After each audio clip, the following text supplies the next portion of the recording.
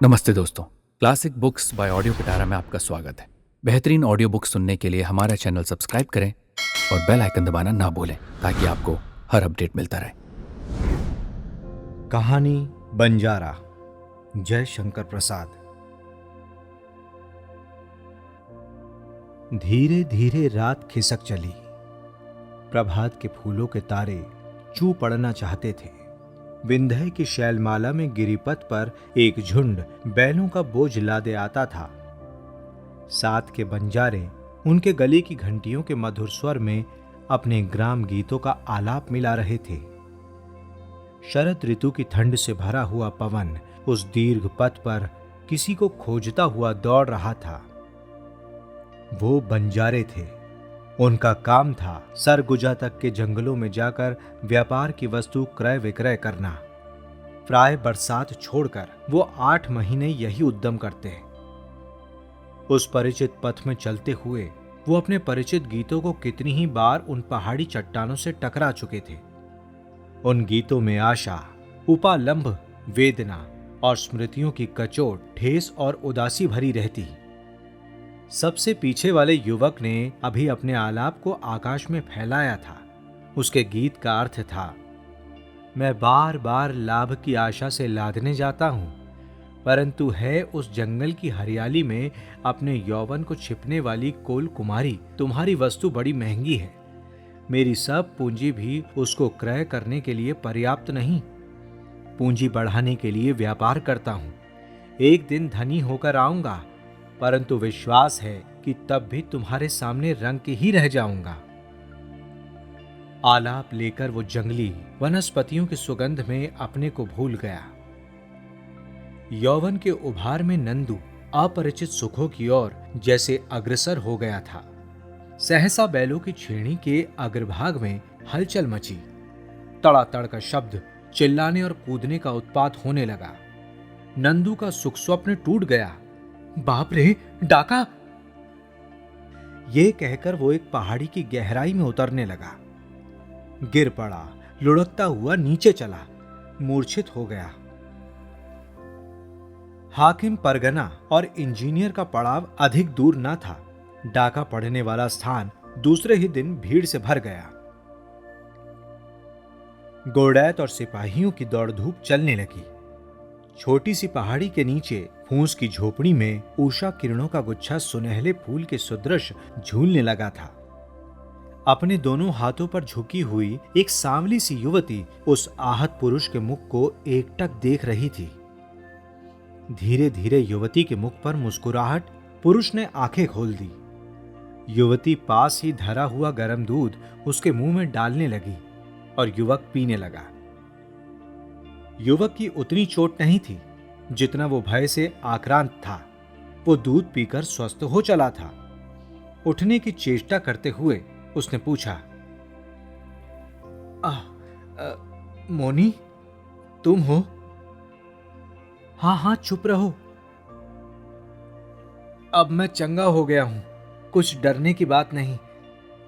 अभी युवक इतना ही कह पाया था कि कोल चौकीदार की क्रूर आंखें झोपड़ी में झांकने लगी। युवक ने उसे देखा। चौकीदार ने हंसकर कहा, वाह मोनी, डाका भी डलवाती हो और दया भी करती हो। बताओ तो कौन कौन थे? साहब पूछ रहे हैं। मोनी की आंखें चढ़ गई। उसने दांत पीसकर कहा, तुम एकदम पाजी हो। जाओ, मेरी झोपड़ी में से निकल जाओ। तो तुम्हारा मन रीझ गया है इस पर? ये तो कभी कभी तुम्हारा प्याज मेवा लेने आता था ना, चौकीदार ने कहा। घायल बाघनी सी वो तड़प उठी। चौकीदार कुछ सहमा, परंतु वो पूरा काइया था। अपनी बात का रुख बदलकर वो युवक से कहने लगा, क्यों जी, तुम्हारा भी तो लूटा गया है। कुछ तुम्हें भी चोट आई है। चलो साहब से अपना हाल कहो। बहुत से माल का पता लगा है, चलकर देखो तो। क्यों मोनी, अब जेल जाओगी ना? बोलो, अब से भी अच्छा है, हमारी बात मान जाओ। चौकीदार ने पड़ाव से दूसरी हथकड़ी से जकड़ी हुई मोनी से कहा। मोनी अपनी आंखों की स्याही संध्या की कालिमा में मिला रही थी। पेड़ों के उस झुरमुट में दूर वो बंजारा भी खड़ा था। एक बार मोनी ने उसकी ओर देखा। उसके ओंठ फड़क उठे। वो बोली, मैं किसी को नहीं जानती और नहीं जानती थी कि उपकार करने जाकर ये अपमान भोगना पड़ेगा। फिर जेल की भीषणता स्मरण करके वो दीनता से बोली, चौकीदार, मेरी झोपड़ी और सब पेड़ ले लो, मुझे बचा दो। चौकीदार फिर हंस पड़ा। वो बोला, मुझे ये सब नहीं चाहिए। बोलो, तुम मेरी बात मानोगी? वही। मोनी ने चिल्लाकर कहा, नहीं, कभी नहीं। नर पिशाच चौकीदार ने बेदर्द होकर कई थप्पड़ लगाए, पर मोनी न रोई न चिल्लाई। वो हठी लड़के की तरह उस मारने वाले का मुंह देख रही थी।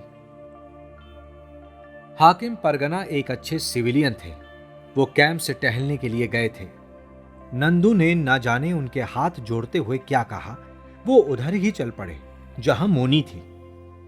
सब बातें समझकर साहब ने मोनी की हथकड़ी खोलते हुए चौकीदार की पीठ पर 2-3 बेंत जमाए और कहा, देख बदमाश, आज तो तुझे छोड़ता हूं, फिर इस तरह का कोई काम किया तो तुझसे चक्की पिसवाऊंगा।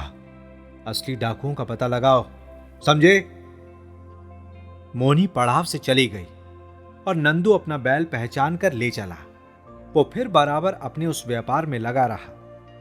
कई महीनों के बाद एक दिन फिर प्याज मेवा लेने की लालच में नंदू उसी मोनी की झोपड़ी की ओर पहुंचा। वहां जाकर उसने देखा, झोपड़ी से सब पत्ते के छाजन तितर बितर होकर बिखर रहे हैं और पत्थर के ढोंके अब तब गिरना चाहते हैं। भीतर कूड़ा है। जहां वो पहले जंगली वस्तुओं का ढेर देखा करता था। उसने पुकारा, मुनी। कोई उत्तर ना मिला। नंदू लौटकर अपने पथ पर आने लगा। सामने देखा पहाड़ी नदी के तट पर बैठी हुई मोनी को। वो हंसता हुआ फूल कुम्हला गया था। अपने दोनों पैर नदी में डाले बैठी थी वो। नंदू ने पुकारा, मोनी। वो फिर भी कुछ ना बोली।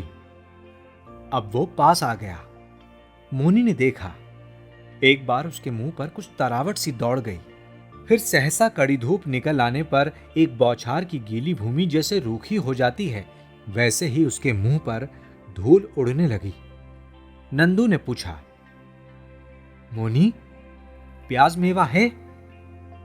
मोनी ने रूखेपन से कहा, अब मैं नहीं बटोरती नंदू, बेचने के लिए नहीं इकट्ठा करती।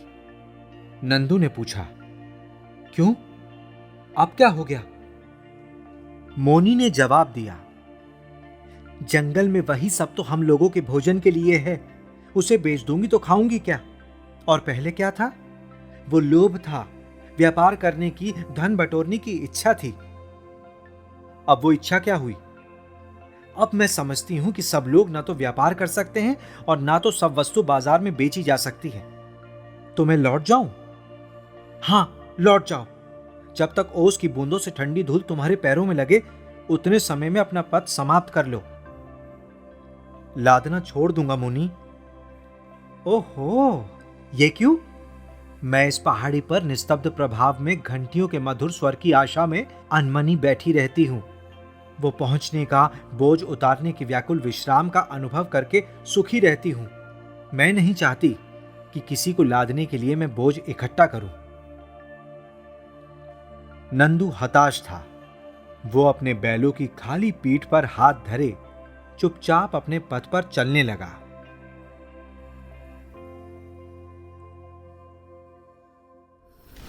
दोस्तों, आपको ये कहानी कैसी लगी हमें ज़रूर बताइएगा। लाइक और कमेंट कीजिए और अपने दोस्तों के साथ ये कहानी ज़रूर शेयर कीजिए। Thank you so much. Audio पिटारा सुनना जरूरी है।